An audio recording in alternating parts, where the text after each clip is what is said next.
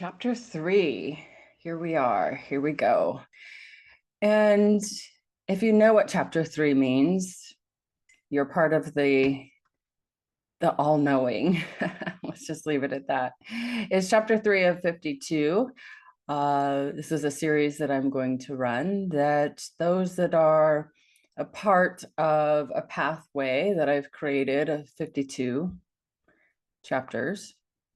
If you have questions on that, feel free to reach out to me to understand more and what that means. But those of you that know, you know, these are meant to help you integrate, help you hear my voice. You know, I know you're hearing my voice hopefully weekly, but also hearing my voice in between and long afterwards, right? Something, a resource to go back on. And also for me to just completely riff off of whatever I see as important in that chapter. Things that maybe I haven't said or wanted to say, or more clarity, but just another means to go deeper. All right, so chapter 3, tug of war with your thoughts. Tug of war could also be with people, places, things, situations, and circumstances. But when you stop pulling on the rope, remember back in elementary school, maybe even middle school, maybe even high school, where we would have maybe girls against boys, and there's that tug of war. That's where this metaphor is coming from. But when we stop pulling on the rope, right? So if we just drop the rope, if all the girls drop the rope in middle school and all the boys are still pulling on it, what happens? The fight ends. There's no more battle. There's no more friction. There's no more tension. If no one's pulling on the rope, there's no war.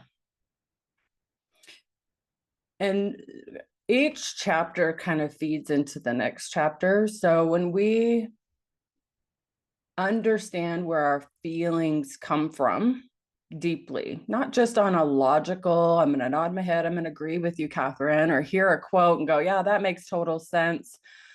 It's really viscerally experiencing it in real life and having evidence and proof of where your feelings come from. The more evidence, the more proof you have, the more this understanding becomes richer, deeper, and it opens up new opportunities. It opens up more doors. It opens up more insights and more depth, more richness, more 3D effect in your life, in your world. And the more you can create the life that you want.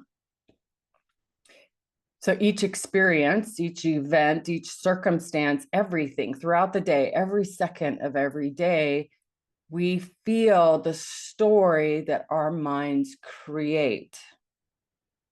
That's about everything, everything, all experiences we feel via our own thoughts.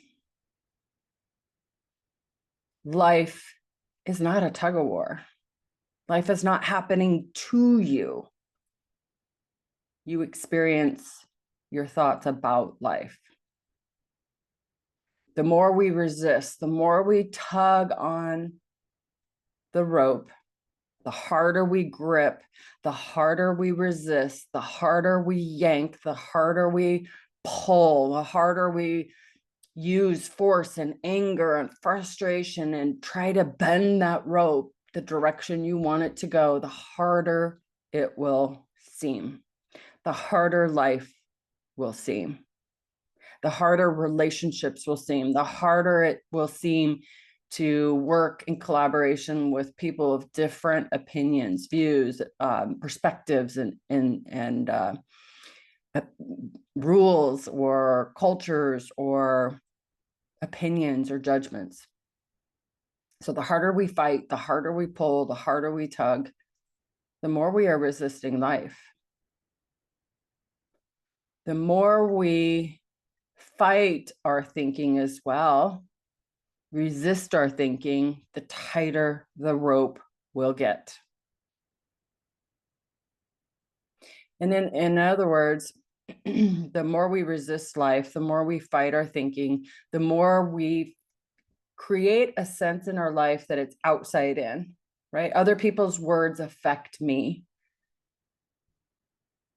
Other people's actions affect me. That is, in my opinion, mental and emotional suffering. The more we don't understand where our feelings come from, the more we don't listen to the thoughts that are continually happening in our mind, consciously and non-consciously, the more we are unaware, the more we're on autopilot, the more we are just motorboating through life, reacting to each thought and emotion that pops up, which to me is believing every intrusive thought. To me, that's riding an emotional roller coaster, and your life feels chaotic. It feels out of control. You might even feel stuck. You might even feel helpless, hopeless, worried, anxious, stressed out. That's outside in. All of that is outside in. You're believing something outside of you is creating your feelings. It's not true. That's not real. And that's not possible. Now, every feeling you have is valid because the thought that precedes that, your thoughts are unique to you.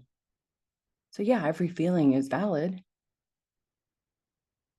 The more we fight our thinking, the more we go, I don't want to feel grief today, or I shouldn't feel sad, or I shouldn't have feelings. I shouldn't cry. I can't cry. If I cry, it's weakness. The more we fight our feelings, the tighter you're gripping onto that rope, the more your brain and your mind are going to react and respond and keep score that that situation, that circumstance, that whatever is happening is terrifying, is endangering the person. And your brain and your mind only want to keep you safe. So the more you resist your thinking, the more you're pulling on the rope, the more you're fighting, the more it seems like the world is affecting you. It's not true. But when you start to see your thoughts as a lot of repetition, and your thoughts have good intentions, it's well-meaning, kind of like that aunt that you never hear from, or once in a while, or maybe you only see her once a year, you want to befriend that aunt. She has a lot of wisdom. Maybe it's an uncle, whatever, but you want to befriend those thoughts. Those thoughts are your ally. It has well-meaning intentions. You don't have to believe every thought, though. You don't have to take action from every thought or feeling, because then you're on the emotional roller coaster. You're living a life of, oh, that cake sounds good, I'm going to eat that. Oh, lasagna sounds good tonight. Tomorrow, spaghetti sounds good. Oh, the next day, I'm just going to eat cheesecake for dinner. You're living your life from reaction. You're living your life from what feels good in the moment, but may not be healthy for you. If you live your life expecting people to listen to you, to validate you, and you demand that people treat you a certain way, you're fighting your thinking. You're also wanting to control and bend reality to suit you. It's a very me centric. There's a much easier way to navigate life. Peace, calmness, balance, joy, happiness, whatever you want to call it, whatever you're searching for in your life, doesn't come from solving a problem or changing things or making people do certain things or say certain things or act a certain way.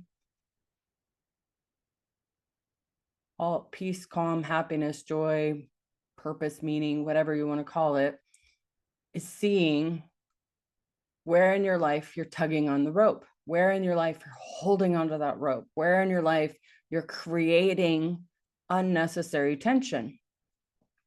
It's seeing and understanding how your thoughts create misery.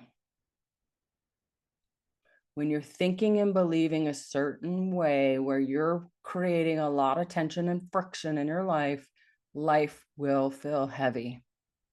It will feel burdensome. It will feel depressing. It will feel dark. It will feel resentful. Peace comes from working on yourself first. Your being, your body, your who you are, how you identify with yourself. It's being able to look in your mirror and unconditionally loving every bit of yourself, the wrinkles, the imperfections, the scars, the stretch marks, the energy, stored energy, which some of you call that fat. loving every bit of it. Loving yourself and realizing that you are, as you stand there in front of the mirror, an accumulation of all the choices that you made in your life, and own them. Take ownership and responsibility for your choices in the past. That can't change the past. The past is not current. So shaming yourself and guilting yourself for past choices is holding the rope tight. It's tugging on it. It's yanking on it. It will create more resistance. It will create more misery. You'll make decisions out of reaction. You'll make decisions out of desperation. So the illusion of control. Oftentimes, especially new clients, they will try to think theirself into peace, calm, happiness, love, joy, harmony, whatever the words are. They will try. Notice the word try. Whenever I hear the word try in coaching, it depends on the rapport I've built with the client, but I will stop them. There's no trying in this work. It's doing. You just do it. You take action. You apply. You experiment. You test things out. You do it because you enjoy it and you value yourself and your life in this time. We don't get time back, right? I want to work with people that are eager, that are hungry, that are excited, and they're really wanting to double down on themselves. Whenever I get on a call and someone's blaming everything and everyone around them, they're not coachable. It's understanding that how you think and what you believe of yourself in this life can either make it feel peaceful, or make it feel miserable. I touched on this a second ago. Everything that we do either comes from inspiration or desperation. Everything. So I'll give you an example. I've been working out consistently for probably 13 or 14 years now. I'd have to go back and look. It's been a long time. It's funny because when I was 16, I worked at a gym that I actually put a lot of years into, a lot of blood, sweat, and tears when I first started working out. But back then, when I was 16, I didn't work out. I didn't know what to do. I was afraid to look goofy or silly or embarrassed, so I didn't. But anyways, I was a receptionist back when I was 16. But fast forward to when I first started working out, I remember being terrified of going to the weight room unless I had my personal trainer with me, or my husband, or someone that I trusted that knew what to do. I used to work out in the back of the room. In fact, I'd go to group classes and I would get there really early so I could put my mat out in the back so I could take ownership of the back, take up that real estate, take up that space. I will say, when I first started working out, my agenda, my intentions were out of desperation. Before joining the gym, actually, when I joined the gym, I hired a coach, a little bit different than what my style of coaching. I hired a fitness and a health coach, which told me what to eat and how to work out. I don't do that for anyone. In fact, I don't even really think that's a coach. I feel like that's an instructor, right? They gave me rules, gave me parameters. You can do this, you can't do that. You can do this, you can't do that. So to me, that's a teacher or a mentor. But back then they called them a coach. And I also hired a personal trainer. I hired professionals to help me. I wanted people on my team to help me navigate things that I've never done before.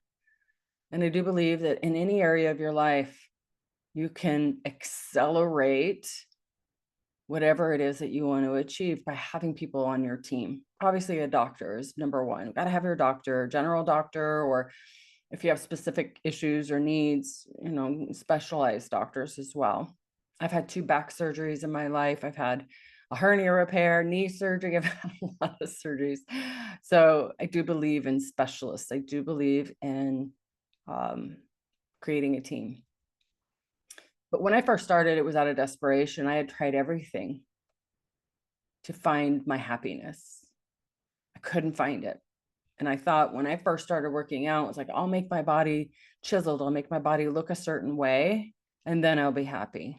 It's not that. It doesn't work that way. In fact, When I joined the gym, 18 months later, I won my first bodybuilding competition. I almost took overall as well. It was really close. But it was out of desperation. I wanted my exterior body to look a certain way at any cost. And to me, that's desperation. That's out of pressure. That's out of force. That's out of grueling and white knuckling and forcing it. I was holding the rope really tight. Now I'm in a different place. I work out daily from inspiration. I enjoy having a healthy, strong body. I enjoy ridding my body of cortisol. I enjoy the boost of energy I get after I work out. I enjoy having endurance and the ability to say yes to a hike or yes to some sort of experience because I know that my body can handle it. I enjoy the feeling of being able to pick things up and move things with proper form and understanding the mechanics of a body, the muscles, the tendons. I went and got had a personal training certification. I think it's about to expire. I'm letting it lapse due to it not being the direction that I really want to focus in on. But I appreciate everything I learned through that journey. And I trained a lot of people with all sorts of limitations, mentally, emotionally, and physically. I learned so much from so many people as a result of that experience. And I saw people that would work out from desperation versus inspiration, and you could see it, you could smell it, you could sense it. You could see it in their body, you could see it in their energy, you could see it in their involvement, you could see it in their follow through, you could see it in their consistency. If it's important to you, you'll do it every single day. Now, I will say every day I still have thoughts of, not today. That's going to take too much time. I don't have the energy for that today. Why bother? I still have those thoughts. And I don't know that they'll ever go away completely. The thoughts that rise to the top and are the loudest are the ones that are saying, I can't wait to do that. I can't wait to check that box. I can't wait to complete that and shower and feel refreshed. I can't wait to get it, be on that bike or do whatever it is that I have planned and programmed for the day and feel accomplishment, that self-pride, that leadership internally, that joy, that pleasure, that ability to show up for myself every day. I've done it for so long that it's who I am. I identify with someone that's strong, that's capable, that's flexible, that has muscles. And I love my muscles for the fact that it allows me to eat more than I could at the same weight without the muscles. It allows me to have the energy and the capacity to do so much more in my life. It allows me to enjoy life at a deeper level. I get to work out. Because there was a point in time before my first back surgery, I thought, oh, I'm going to be in a wheelchair. I was misdiagnosed for almost over a year, for sure. I think it was like a year and a half. I was misdiagnosed. But as soon as they finally figured it out, what was going on, yeah, then we addressed those concerns. But I thought for sure, preceding my first back surgery, I thought for sure I was going to be in a wheelchair for the rest of my life at 32 years old. So I get to drive, I get to work out, I get to do things because I have a healthy, strong body, because I take care of my body. Anyways, one other thing I wanted to bring up too is kind of on the line of thoughts with the brain and the thoughts that come up. Our brain, our mind, our ego, whatever you want to call it, the little devil in the shoulder. My clients call it all different things. I call it a busy mind. Our mind is like a lawyer. Our mind loves to connect or collect evidence and proof to prove any sort of case, meaning thought, right? Or belief. It loves to collect proof and evidence and validate and reinforce any belief that we have, no matter what it is. Could be good, could be bad, could be right, could be wrong, could be healthy, could be unhealthy. It'll look for data, look for evidence, it'll look for proof to collect evidence and reinforce it over and over and over again. Just one example that I could use is, well, let's just say working out. Let's just stay on that for now.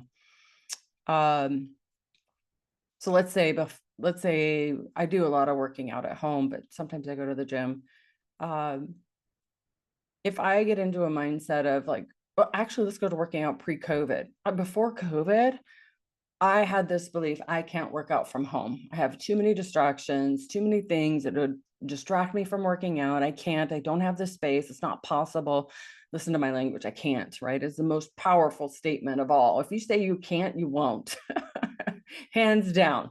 Like, really track every time you've said I can't throughout your life and see if you've ever followed through with that thing. No, you won't, right? That's a huge brick wall. That is just a hard stop. COVID happened.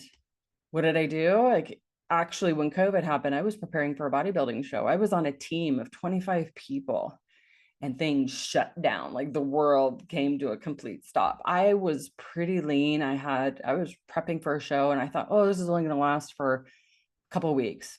So I made space in the living room. I had weights. I had all the equipment. I had plenty of things.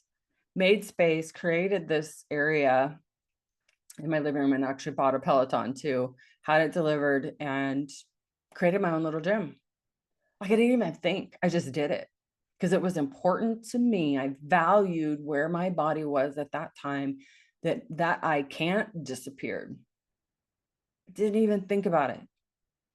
It was so valuable and so important for me to maintain my muscle. I didn't want them to atrophy, and I wanted my strength because I was like, oh, this is only gonna last a couple of weeks. Boy, was I wrong. But my brain prior to that had gathered proof and evidence. Oh, you can't work out from home. You can't. It's impossible. You don't have time. You don't have the space. You're not able, and so your brain will develop a case on anything. It'll develop a case on other people too. Like, if you believe that someone is rude or toxic or narcissist, please stop with the labels. One. Number two, if you believe anything about anybody, your brain, your mind, your ego, whatever you want to call it, is going to search for evidence and proof. And it loves the negative, pessimistic side. It's a slippery slope. And guess what? If it's a human being that you're gathering proof and evidence on of how they're a certain way, sooner or later, probably sooner, how they breathe, how they talk, how they walk, how they sneeze, how they cough, how they chew, will all of a sudden become really annoying. That is a slippery slope that we do not want to go down. So that is something that I really work with my clients, is understanding how your brain can be a lawyer, how your brain will collect evidence and proof on anything you're thinking and believing. It's justifications, it's excuses, it's validation that your brain is like the most vivid imagination ever. And it will isolate you. It will shrink your world. It will shrink you. You'll start saying no to more things. You'll start creating more and more misery. It snowballs, it compounds, and you're grabbing a hold of the rope.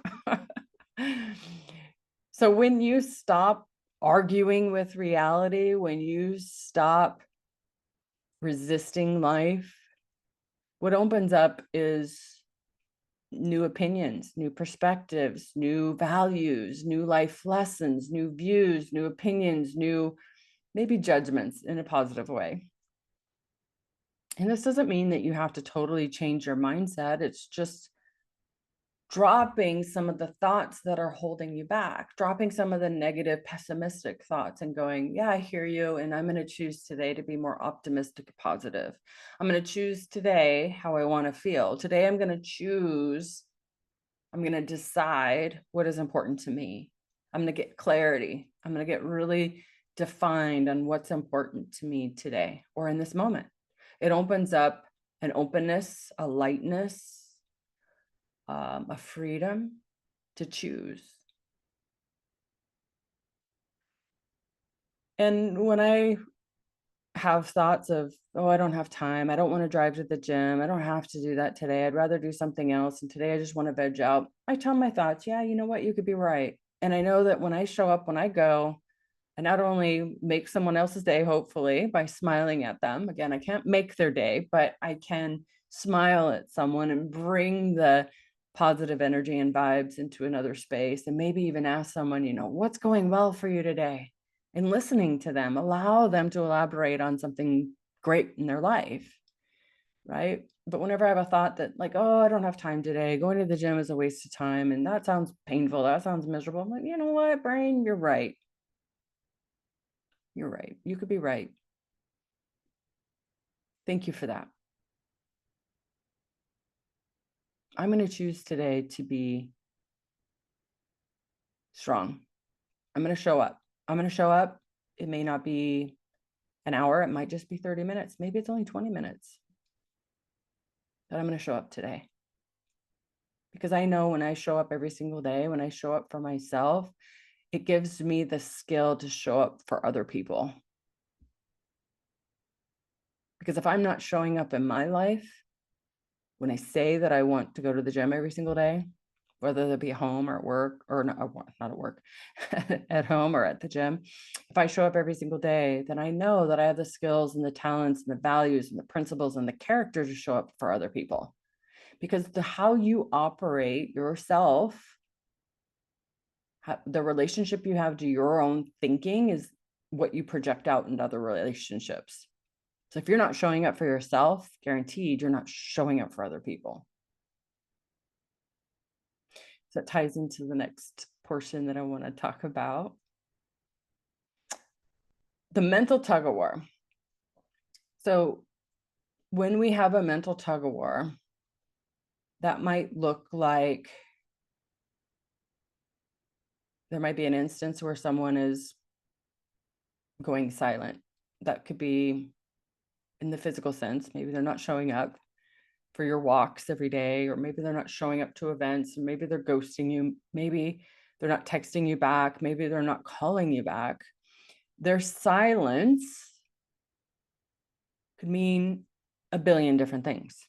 And we don't know what someone else is thinking and believing. We never do. It's different than ours, always.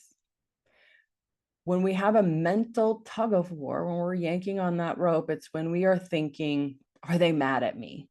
What did I do wrong? How have they lost interest? What did I say? What could I have done better? That's when we drop into what's wrong with them or what's wrong with me, right? Both of them are pretty much the same, right? We are a projection of what we think of ourselves. So if we think that there's something wrong with us, we are likely going to point the finger and blame and say something's wrong with you. But somebody else's silence doesn't mean anything about you. That is a mental tug of war. When we start to use our imagination against ourselves, that's when our brain is overworking. And that's what I really educate my clients on. That's why my coaching is a little bit of teaching style, is that when you train your brain to work for you rather than against you, life becomes so much easier. And how your brain works against you is fabricating a story, filling in the gaps, filling in that empty space with what did I do wrong and what's wrong with them type thoughts. And feeling those thoughts like a dun dun dun in the body. Like I think that's like the Law and Order song, I believe, at the beginning. I don't know. I don't watch a lot of TV. It's been a long time, and that might date myself, but I always think of that dun dun dun, that, in the, I don't know if it's the commercial or the prelude or whatever. That's the sense that I get whenever I feel like I'm in trouble or I'm having thoughts that I'm clinging to, wrestling with, or rope pulling on the rope in a tug of war with. I always think of that dun dun dun music. But our imagination can rob us of our peace. If you are arguing in your head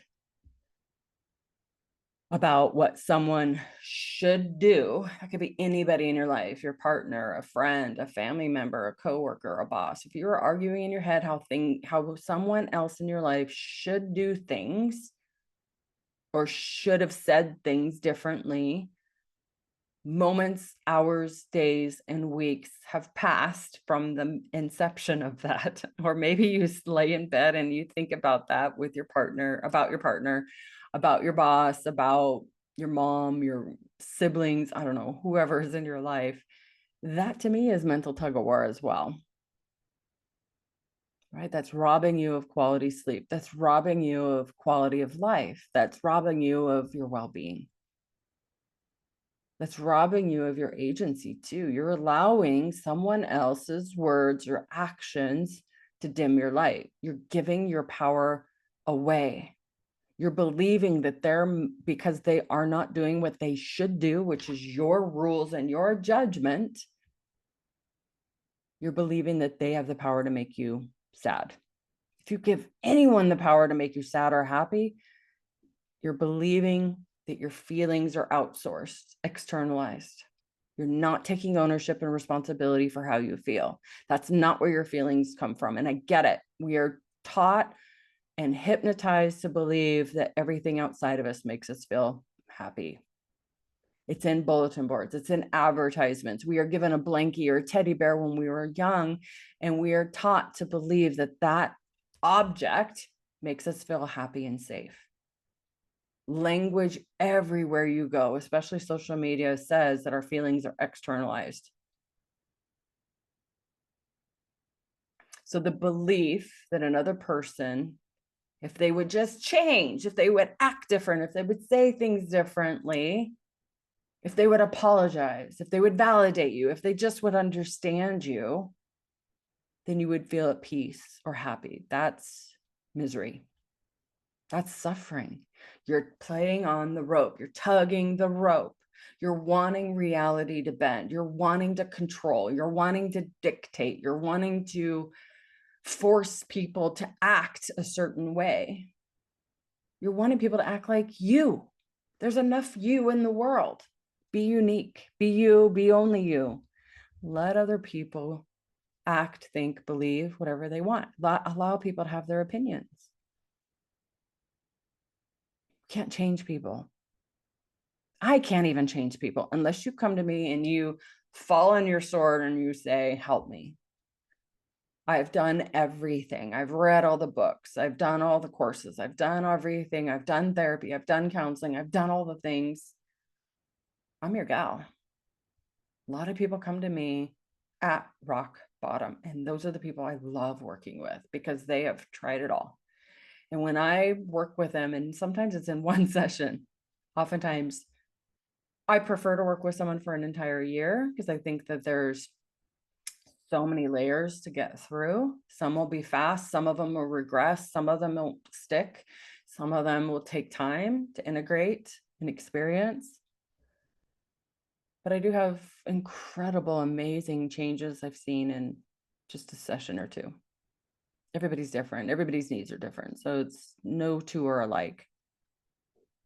But when we are living in a life where we're needing to be right, which is righteousness, I have a little flavor of that in my background. I didn't know I was doing it at the time, to be honest with you. And if you're doing it, you may not know it either. You might disagree. You might say, no, that's not true. You know, people that share critical feedback, there's some truth in there. Maybe 2%. It may be 98%. But when someone's giving you feedback and you're defensive of that, they might be giving you a gift and you just rejected it. Even if someone said, Katherine, I hate your purple hair. Wow, okay. What color would you prefer my hair to be? What is it that has you turned off by my hair?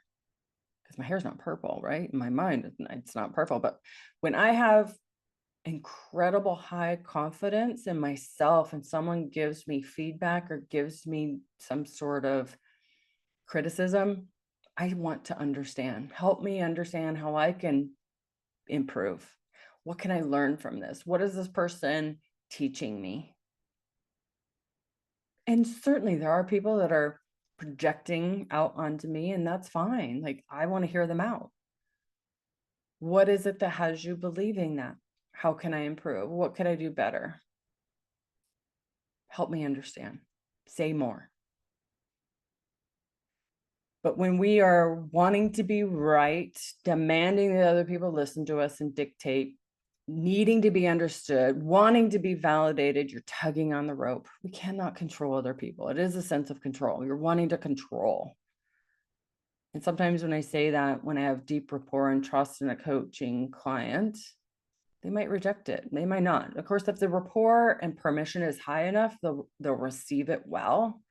Obviously, I have to handle that according to the relationship I have with each client. Some are very open and receptive and receive feedback real well, and others, might struggle with it. But the more open you are to feedback and the more curious you are, the greater you'll grow.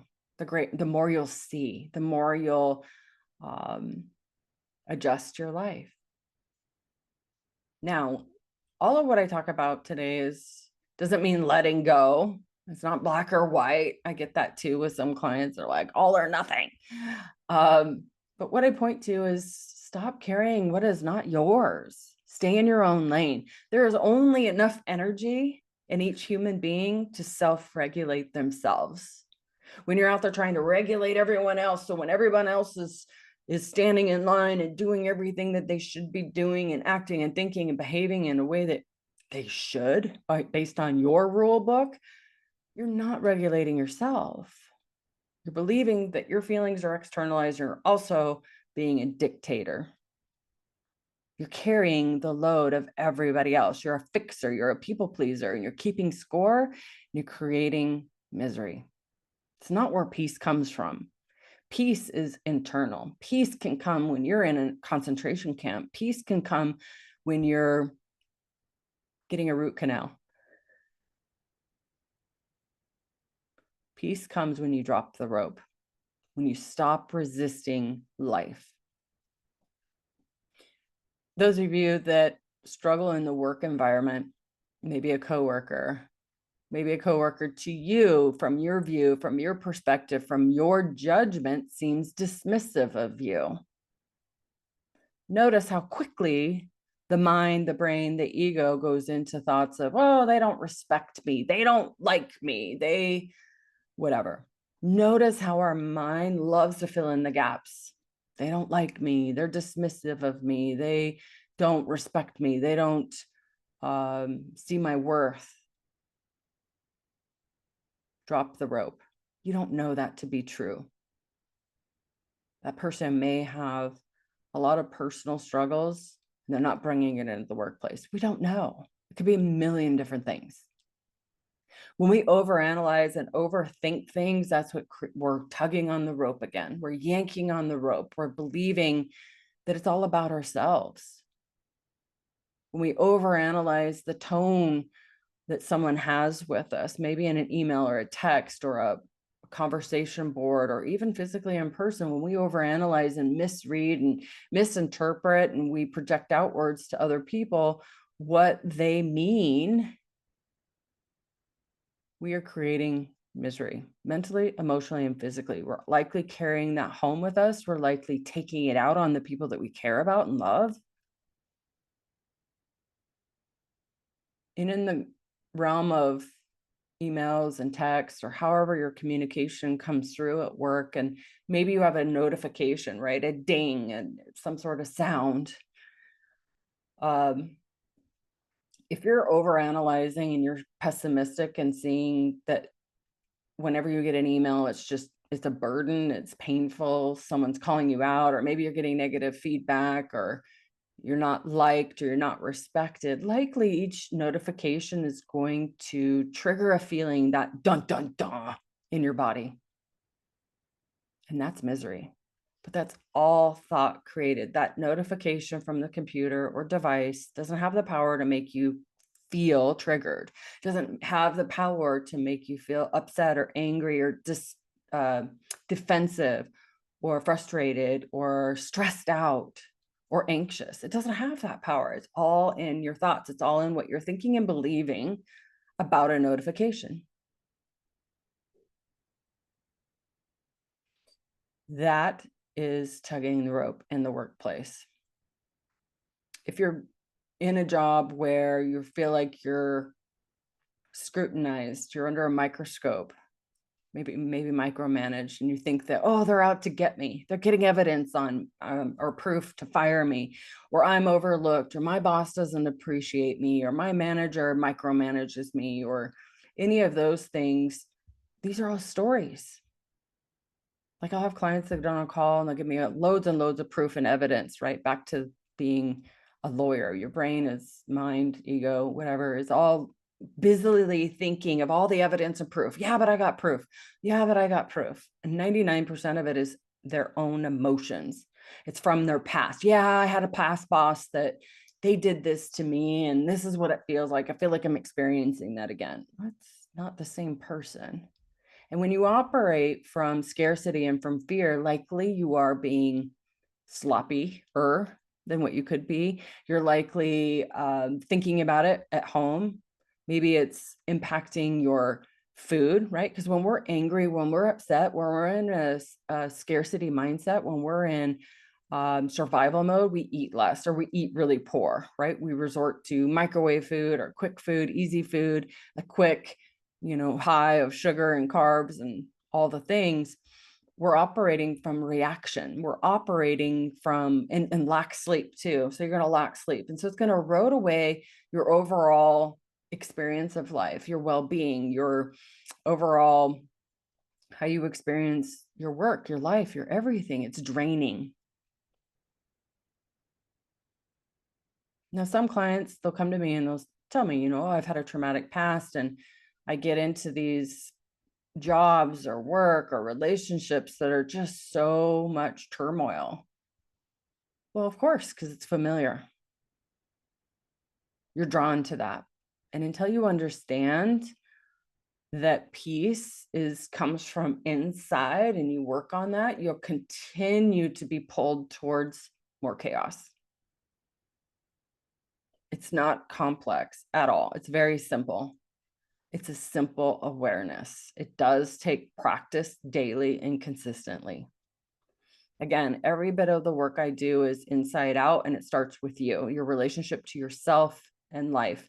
Once those two are on a solid foundation, which can be done pretty quickly, the rest of the relationships becomes really easy. And that's a relationship to other people, a relationship to the gym, a relationship to working out. It's a relationship to community service or your town or your city or whatever. Relationship is really how you think about things, to be honest with you, to make it real simple. So when we drop the rope, when we stop pulling on it, when we stop tugging on it, we're no longer proving ourselves. We're no longer overperforming. We're no longer scrambling to prove our worth and our value. We're no longer demanding to be right or heard. We're no longer wanting to be higher on the hierarchy. We're no longer demanding to be on top of everything, which is all egotistical, right? We're tugging the rope when we're all in our ego, and people are really especially in a leadership role, if you have high ego or large ego, who's going to come to you? Who's going to trust you? Who's going to share with you? Very few people. So let go of the rope, or in other words, let go of the ego. When we lead ourselves really well, we are amazing, incredible leaders in businesses and companies. When we lead by example and when we model and we inspire people and we follow through with what we say we're going to do, and we have solid actions and have high emotional intelligence, when we self-regulate and we seek to understand other people, we are amazing, incredible leaders, and people trust us. People will share with us. People will share when they've made a mistake, because you as a leader will share when you've made a mistake, and you'll ask for support. You'll ask for brainstorming and ways to navigate through this, and you'll share what you learned. When you lead by example, you lead other people to be leaders as well, future leaders, maybe in your industry or maybe another industry. When you shift from I will show them to I'm going to stay grounded, I'm going to be open, curious, optimistic, hopeful, your life will completely change. But it's knowing where that comes from, that hope, that inspiration, peace of mind, that calmness, that patience, that learning, that exploration, that curiosity doesn't come from outside of you. It's all part of you. It's what you're thinking and believing. This is not about affirmations and chants. I am not a fan of those. I'm very limited encouraging journaling, a specific way of journaling to reinforce a thought process and beliefs that are self-created in a way that's forward focused, and it's really understanding where your thoughts and your feelings come and creating a identity for self. Okay. When we talk about, I talked a little bit today about health and working out. I don't know why, just kind of top of mind today, which is great. I don't do a lot of weight loss clients anymore. I seem to attract a lot very early on in my coaching, which I was a health coach. That makes sense. A lot of my pictures that were public were bodybuilding pictures. So people had this perception that that's the body that they wanted, or they wanted to know how or whatever. I do get now, I'm getting a flood of people that were on Ozempic or similar GLP-1s, and now realizing that that didn't solve the root problem. So that's coming up. People that have stopped using the GLP-1s because the quality of life went down. They lost muscle, they lost bone mass, they lost friends, they lost a lot. So now they want to repair their lives and create a new identity and heal the root cause. So I'm seeing that starting up. But anyways, when we're talking about health goals and the relationship to our body, it's really, if we give anything outside of us, again, to make us feel happy or sad, I'm talking about people, right? Parents, kids, anything, even pets, or a scale, right? If we give the power of the number on the scale to make us happy or sad. So if the scale goes down today, I'll be happy. If the scale goes up, I will be sad, sort of paradigm. You're giving your power away, right? You're believing that your feelings come from outside of you. And then you're on this yo-yo of guilt and shame and beating yourself up. And then maybe, a high here or there, right? Because I did good yesterday because I punished myself. Or when you look in the mirror again, as I spoke about earlier, and you shame and guilt yourself and judge yourself and name call, you're operating from that desperation. You're operating from shame and guilt and pressure and beating yourself up and white knuckling to health goals or to have a healthy relationship with yourself. But you're not going to have a healthy relationship to your body from shame and guilt, pressure, and beating yourself up. You're creating more of that negative relationship to yourself. And what ends up happening is when we beat ourselves up and we have shame and guilt and pressure on ourselves, we're walking around in society, whether it be at the airport, the DMV, or the grocery store, everywhere we're walking around, we're judging other people based on how they look, and they feel it. And it might even come out in your words. So that's damaging to the goodwill and relationships to those people that you care about. Allow people in your life to make choices and decisions for themselves. Everyone is on their own adventure called life. Stay in your own lane. Now, you can model by example. Like for me, when I first started back at the beginning, my first 18 months of working out to get on stage, it took a year before my family joined me at the gym. I bought a family membership. It took them a solid year for them to come with me. I went every day. Well, not every day, but most every day. And I was a 35, 40-minute drive, depending on the time of year, one way from home. I invited everybody every day. It took a year for everybody else to join me. So when you inspire, when you lead by example, it shows that it's possible and it's important, and what you value about it, what it is that you experience before, during, and after. It creates this alignment with your brain. When you reassure your brain and your nervous system, it's safe to go to the gym, even solo. It's safe on the way there. It's safe when you're there. It's safe when you go home. That there's pleasure and it becomes familiar. Your brain will adapt it and it will become a natural habit. You will be on autopilot. You will naturally show up day after day after day. That's how simple it is. Is it easy? It is easy if you think it's easy.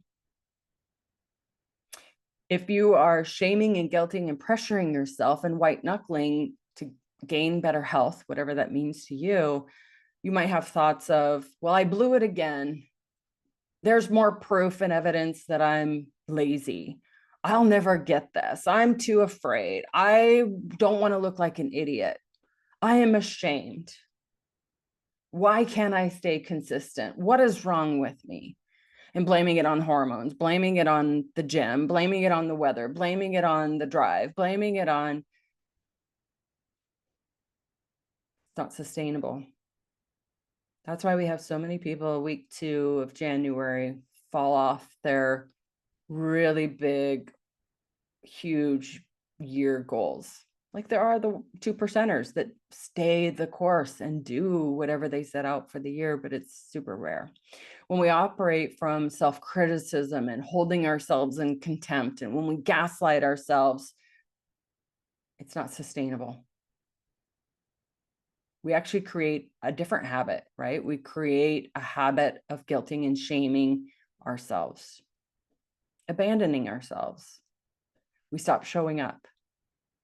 We over-identify with the thought that I am not enough. I am a failure. I am not capable. I hear that when I first start working with people, the I am statements. These I am statements, they come out so quick. Like clients will go, I really said that? Yes, you did. You said, I am not good enough. You said, I am a failure. I am not capable. I can't. You said that 5 times in 15 minutes. That is hypnosis. You are believing, thinking and believing you can't. You're thinking and believing that you're a failure. You're thinking and believing you're not enough. When you have a coach like me, I point out this language.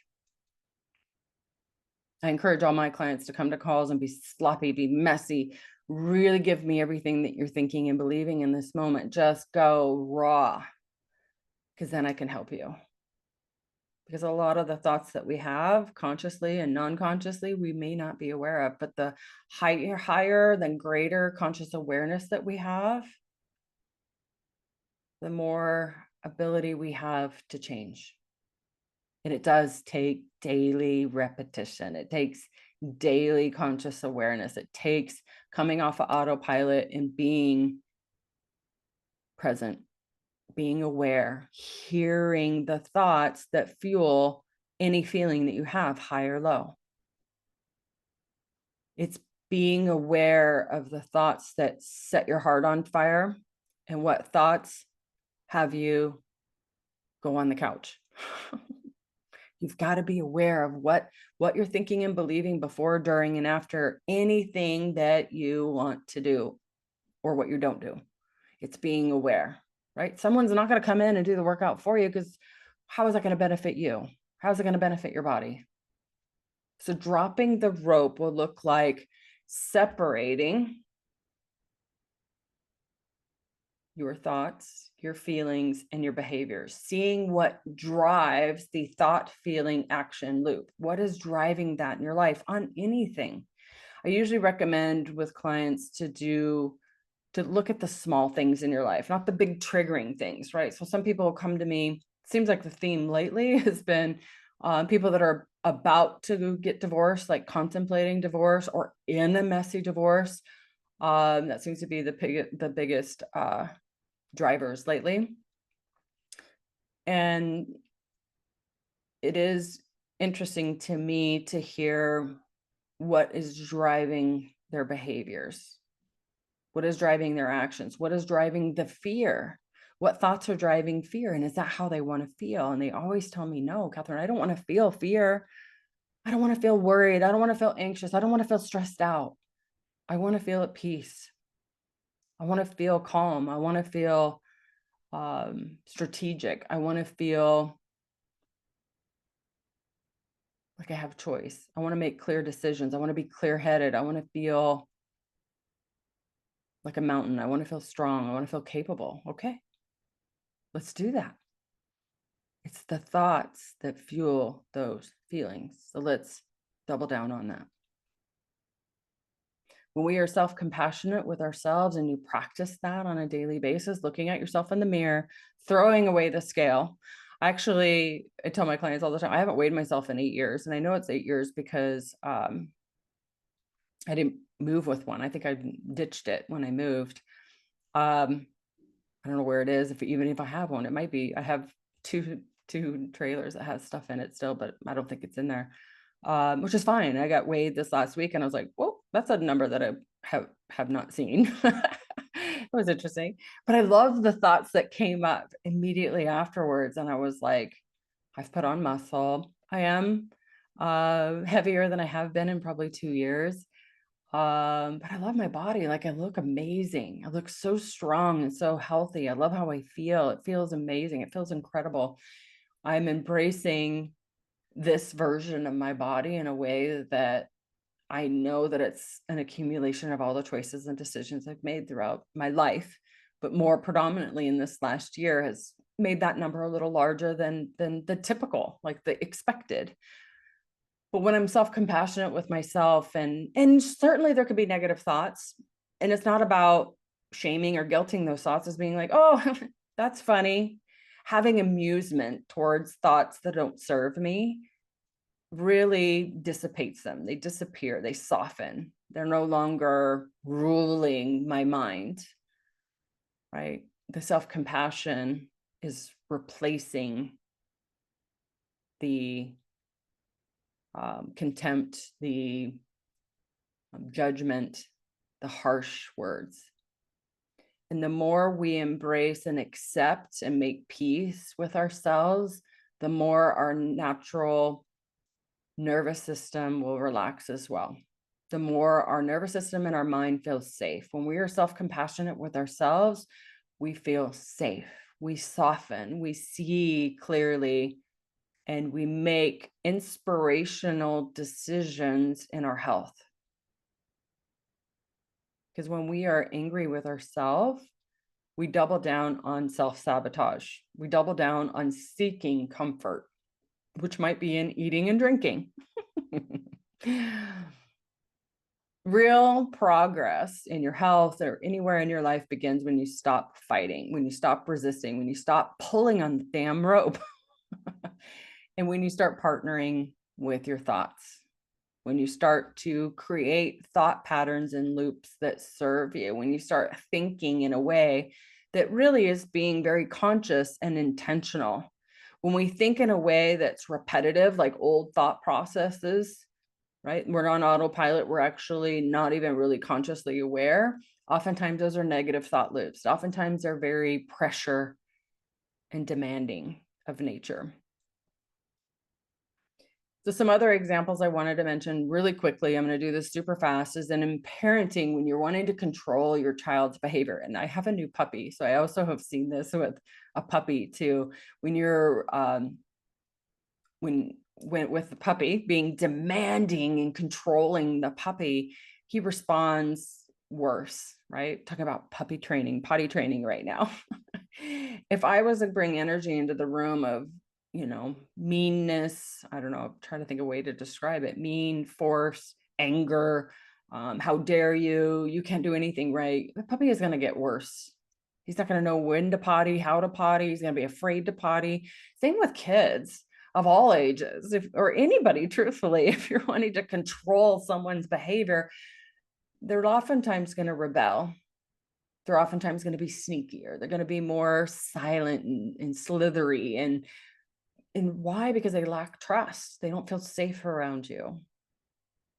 But instead, if you model security and you model trust and you model compassion, when you model unconditional love, when you say, you know what, I love the messy parts of you and the non-messy parts of you. I love, and then you also model making mistakes and owning them, taking ownership and responsibility and falling on your sword and apologizing and fixing it, whatever it is that's occurred, if there is a way.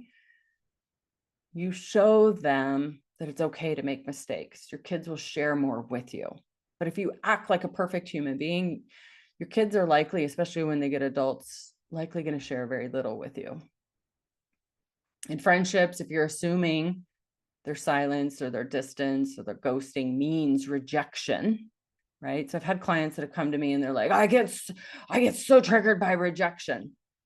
And that is my Achilles, right?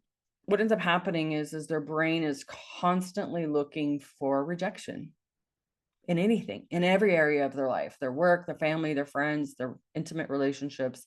They are seeking evidence and proof that they're going to be rejected. And guess what? They get more rejection. So, and what ends up happening is when they also are coming in, a lot of times when my clients will tell me, like, the reason why I fear rejection is because of X, Y, and Z. All these things have happened to me in my past, these wounds. So they're weaponizing these wounds in a way that really they suffer, their friendships suffer. They distance themselves. They have walls up. They're kind of cold in a sense, meaning they're hard to connect with. They're hard to understand. They usually wear a mask. They might be even faking, being in a good mood or faking that life is hunky-dory or whatever. People don't connect with people that are that way when they have walls up, when they're looking for rejection or when they're looking for whatever, fill in the blank. On money, if you're worried about losing money, what ends up happening is that blocks opportunity. You're hyper focused on money. And you're also believing, like, I've even run into this in my own life some different times. Again, I owned a business for many years, and money in my life growing up, 6 years of my life, we were so poor. We had an outhouse, wood burning stove for heat, no running water, like it's just buckets. So very, very poor living situation, 6 years of my childhood. So I have heard voices in my head that have been clingy, needy, greedy, if you will, of flavor in there. And those voices may never go away. What I know is I have found that when those voices come up, I have made poor decisions when I listen to them, when I hear them, when I jump on that roller coaster and I start to believe, oh, I've got to get more money. I've got to get more money. And what ends up happening is things get worse. When I believe in abundance, when I believe in serving, when I believe in helping, when I believe in sharing, encouraging, inspiring, and just spreading goodwill without any expectation, without an agenda, without a price tag connected to it, just really putting myself out there and sharing what I know, what I've learned, my skills, my talents, my strengths. When I share, somehow, some way, miracles happen. So I've seen it in my own life on the money space, but there are periods of times, chapters in my life where I became money scarcity, maybe is a word or term. I don't know if that's real. I'm making things up as I go on that. But whenever I am concerned or worried or anxious, it's strange, like weird bills will come in the mail or things just happen and things dry up. So it is wild. It is energy. I do believe that money is energy. It's just an exchange of energy. I'm going to exchange what I know, my skills, my talents, lessons I've learned, what I know works for me and what's worked for hundreds of people that I've coached. I share that skill with you in exchange for energy. It's a value. That's it. Or maybe no value. Maybe it's an exchange of their talents and their skills and their strengths, right? A trade. On personal growth, if you're beating yourself up for not being further along, why can't I get this? Why am I? And that could be beating yourself up for personal growth, could be maybe you're trying to obtain happiness, fulfillment, meaning, purpose in your life. If you are beating yourself up for not being further along, I guarantee you're going to take steps backwards. It's tugging on that rope again. You're wanting to bend reality. You're wanting things to occur faster. You're being impatient. I have a little bit of flavor of that in my tendencies, and I am hyper aware of that feeling, the urgency, the pressure, the wanting it now, the impatient. I see it if I'm out doing yard work. We have 22 acres. There's always yard work to be done. If I feel it in my yard work, I'm like, oh, where else am I doing this in my world? Because how we do one thing is how we do all things. So if you're looking at the time slot to work out and you're thinking, I don't have time, that's a waste of time, I don't want to do that, you're likely thinking those same thoughts in another area of your life. If you're doing yard work and it's impatient and quick and fast and you're doing it in a sloppy, messy way, you're likely doing that somewhere else in your life. So be aware of what thoughts and feelings are driving in all areas of your life that feel icky. Likely it's happening in more than one area. So when I work with clients, I meet them wherever they are. We work on whatever area they want to work on. And what I know to be true is whatever we work on will improve all areas of their life. So it doesn't matter what we work on. So if you feel in an area of your life today, just focus on today, you notice in your body where your jaw tightens up, maybe your head gets achy, maybe you notice shallow breathing, maybe you notice tension in your stomach, maybe you notice tension in your head. Shoulders for me, when I notice my shoulders raising up here, then I know that there's tension, or my rhomboids will tighten up, which again, my shoulders will rise. It's very indicative. Also, racing mind, and your thoughts become really fast when you start speaking super fast. Same thing. What are your thoughts? Slow down, pay attention to what thoughts are fueling your feelings in that moment. Dropping the rope at that point in time, that tension, that pressure, that urgency, that whatever's going on that's creating that tension in your body, is being able to notice what thoughts are fueling that. And dropping the rope would mean choosing the thoughts that you want to have in that moment instead. It's slowing down, pausing, and that's taking emotional leadership. That is emotional maturity, and that is emotional intelligence. Learning to slow down, learning to understand what creates every single reality in every single moment of every day. It's practicing. Letting go of the rope does not mean you're agreeing. Okay, it does not mean you're agreeing. It doesn't mean giving an excuse. It doesn't mean letting people off the hook. It doesn't mean condoning poor behavior. It doesn't mean forgetting. It doesn't mean becoming a hippie and not caring about anything. Not to say that hippies do that, but I get all kinds of things said to me that are like, well, what you're saying is black or white. They don't use those words, but all or nothing. But it is reclaiming your energy. Because when you're out there yanking on the rope, you're trying to make things be and act and do a certain way. It's exhausting. And people usually come to me feeling hopeless, powerless, out of control. They use all these words, or stuck. I feel stuck. It's because you're fighting in your mind, in your stories, in your beliefs, in your rules, in your judgments with the external world. Fear is what's holding on that rope. Fear of being wrong, fear of being embarrassed, fear of being unseen, fear of being invalidated, fear of being unloved. All of this is tugging on the rope. It's all fears. Fear is what's fueling your experience. All right. I feel like I've gone quite far. I'm over an hour. So I want to stop there. I have more notes, but I want to help you move from being a reactive participant in your life to being a creator in your life. This will soften up your body. This will soften up your nervous system, your mind. And I want you to take a moment and see where in your life you're tugging on the rope right now. You can always reach out to me, ask questions, and get further clarity on this or any other topic. So I look forward to hearing from you and meeting you. And for those of you that are in chapter 3, congratulations. Keep going. Keep doing the work.